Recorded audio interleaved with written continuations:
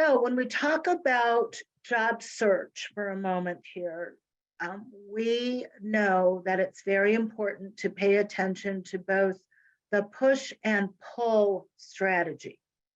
So push strategies, or your outbound strategies, require educating yourself, knowing what it is that you want to do, proactive networking, I'm going to say, proactively reaching out or touching base or knowing who the recruiters are.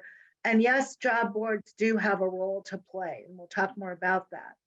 The other side is the pull strategy, or attracting opportunities toward you.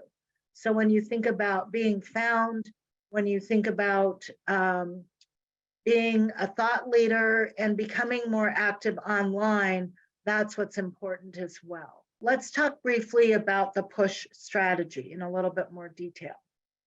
So obviously, your story starts with your resume. Once you figure out what you've done, what you know, even a little bit about who you are, the resume becomes a key cornerstone for content development, if you will.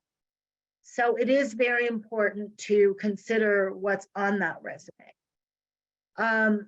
I'll talk in a minute more about LinkedIn specifically, but also beware of other profiles that you may have out there. ExecuNet has a space where you can have a profile, other professional organizations, etc. But what you want is continuity and consistency of your message. So whatever the strategy is that's been determined by building your resume, that needs to be aligned with what is on LinkedIn, etc. Now, I'm not just talking about copying and pasting. I'm talking about alignment of message and strategy.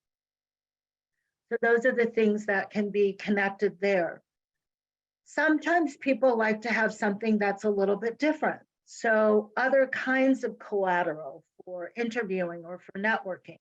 I can tell you that if you're giving out your resume in a networking setting, thinking it's going to be passed on, when someone has your resume in hand, they think that they have everything there is to know about you. And so we like to have people consider, how can I make an impact for that first touch point, whether it's resume, cover letter, outreach email, or even voice-to-voice communication or a bio. All of those can have that first touch point impact that you want it to have if you consider it as part of an overall content strategy.